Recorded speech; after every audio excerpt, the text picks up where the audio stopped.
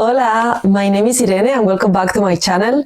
Let's talk about female authors. How many women do you read? Have you ever thought about that? This is a question that I encountered like 7 years ago now. And in my mind, I was reading so many female authors. I was reading mostly women from a point of view. And then when I actually went through my bookshelf and I realized how few women I was reading, I was shocked. I was shocked. I thought that for today, I encountered this video a few days ago from Daluna Books. I'll leave the video in the description. The video is in Spanish, but I'm going to do the English version. And basically, she created this initiative to talk about 3 female authors to devour, to repeat, and to discover. So the idea behind it is to create this list of female writers that we can all rely on and we can keep discovering and we can enjoy. I have in total 9 female authors that I want to talk about and I want to discuss with you. So let's go. So the first prompt is 3 authors that you would like to devour. So that means that you would like to read all her books. So for this, I follow the logic like, okay, which of the authors that I have read some books and I know I would like to read like the whole collection. One of the authors that I have I read many books from her is actually she's a Spanish author. She's called Elvira Lindo. This author is very important for me because and for most of the people my age in Spain, because he wrote one of the most important books for us as kids, that was Manolito Gafotas. In English, you can find it as Manolito Four Eyes. I'll leave the cover here in English. This book is about an 8-year-old kid that lives in Madrid, so is from my hometown, and she lives in this small neighborhood that nothing ever happens, but he starts to tell his life in a way that he lives a lot of adventures. He doesn't have like a very exciting life, but the way he talks about it, it makes it really funny and very charming. He has a little brother. He lives with his mom, his grandpa, and also his father that travels a lot for work. If you ask any person my age, they will know who Manolito Gafotas is and how important it was for us. So I read all her books when I was a kid, and when I grew up, I realized she also writes a lot of adult fiction. So she has like 10 books. I think I never read any adult fiction from her, but I know she writes this literary fiction that feels very real. She tells like very real stories, and I listen to her in interviews and in podcasts, and I think she's a very interesting person. I love the way she talks, and I'm sure that I would like her adult fiction. It's a feeling that I have. I'm sure that I would like to devour all her books. The second author that I have for this list, she also writes originally in Spanish, but she's known all around the world. I'm sure many of you already know her, and she's a Chilean author called Isabel Allende. As I said, she's very famous. She has written many important books. One of them is The House of Spirits. I read this, or La Casa de los Espíritus, as I read it when I was, I think I read it when I was a teenager, like I was like 12, 13, more or less. It was a time in my life that, when I read it, she is the kind of the story of her family, but written in a very magical way, and how the house that she was living in is owned by these spirits of her family. So it's very magical, but it feels like very organic. So when I was reading it when I was a kid, I thought that everything she was saying was true. Like all her life was exactly like that. I remember being like a very magical book for me, because it opened me to a reality that I didn't know about, if that makes sense. From there, I read many other of her books. So I read Eva Luna, I read Violeta, I read Paula. Have read like 5 or so her books, but I know she has many more. I love her writing style. To be honest, I love her as a person. Like I will read her shopping list. She's like a very passionate person. I think she's on her 80s, and she's still like so active. Yeah, talking about, so passionate about life. Her way of seeing this world is amazing. Like, if you haven't seen any interview with her, please do, because yeah, she's amazing just to listen to her.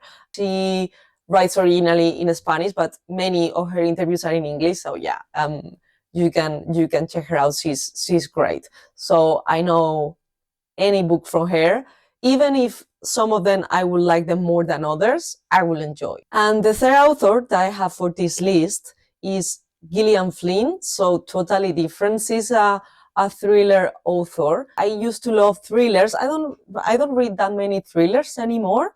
But yeah, there was a time in my life that I was reading a lot of thrillers. And it's a genre that I really like. The main thing about this author that I like is that she writes thriller in a different way from my point of view. So I first read her super bestseller Gone Girl. I'm sure many of you knows this book. As any thriller, is very addictive. Is like a page turner. Is You can read it in 2 sittings. So it's very fast paced and it's great.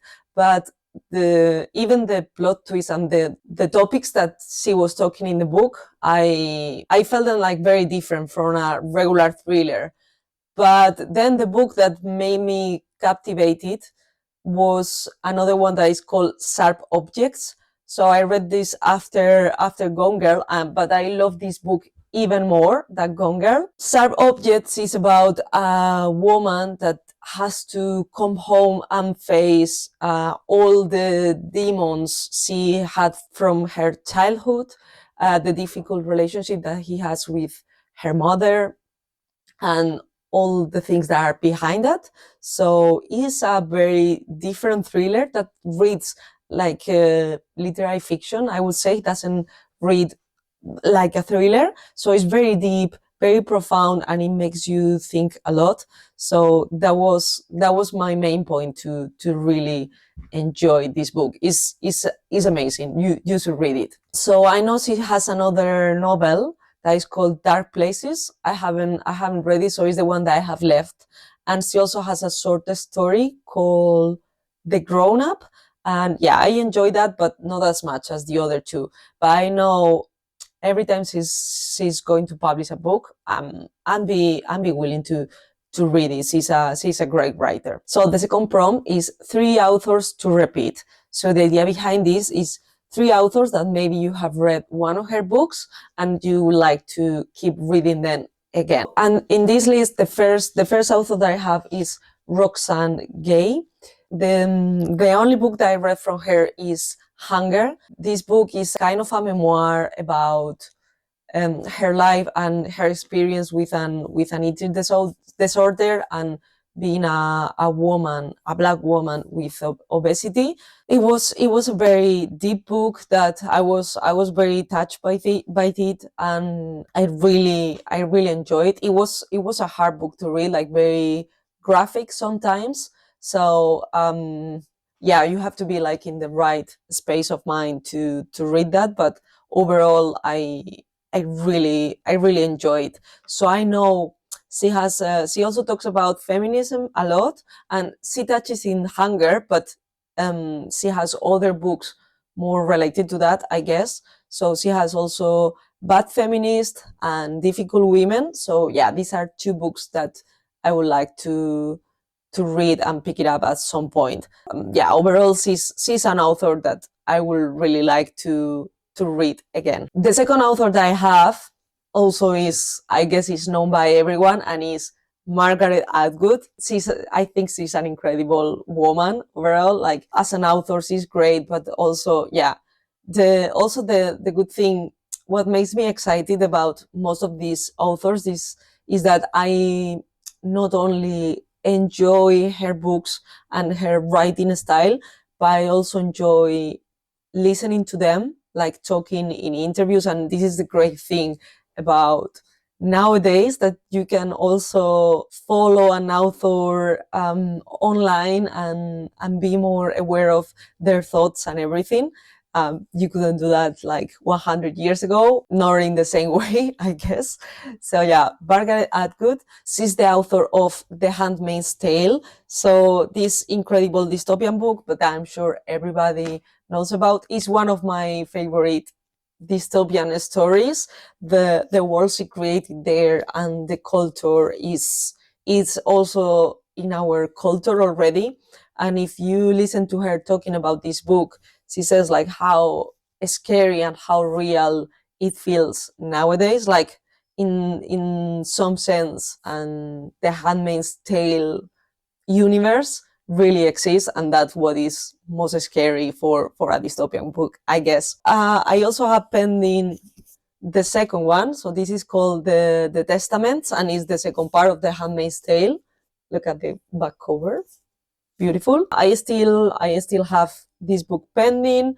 I read The Handmaid's Tale like 6 years ago, so I'm not sure if I have it fresh and I remember everything to pick this up. I would like to keep reading about this universe, so yeah, I'm going to read this one very, very soon. Also, I know she has other books like Alias Grace, that it also has a TV series. So yeah, I'm very curious about that one. Any book that she writes, I guess, is going to be interesting. So yeah, is for sure an author that I want to repeat. And the third author that I have for this list is Octavia Butler. She's author of another one of my favorite dystopian books. You can see that I'm a very dystopian fan. That is The Parable of the Sower. This is one of the few books that I reread in like 3 years. So I read this in, I think it was 2021, and I reread it this year. So yeah, because I wanted to get into the second book and I wanted to have it fresh. This is a dystopian book that was written in 1993, and the book starts in 2021, I think. So it's crazy to see that 2021, that probably for her felt so in the future, is already our past. It's crazy to think about it. How she was imagining that America, that you have to live isolated, surrounded by walls, because the exterior world was so dangerous. And I love the concept. Like, remind me a lot of The Walking Dead. It's a great book. If you haven't read it, give it a try, because I think you can enjoy it. It's very hard to read that sometimes because it's very graphic. I would say it's not for like sensitive stomachs, if that makes sense. Yeah, there is a lot of death in there as well, things like torture, and very graphic descriptions of everything. Keep that in mind before picking it up. Apart from that, yeah, I know she has the second book, and also another one. So I really like the concept about the parable of the sower.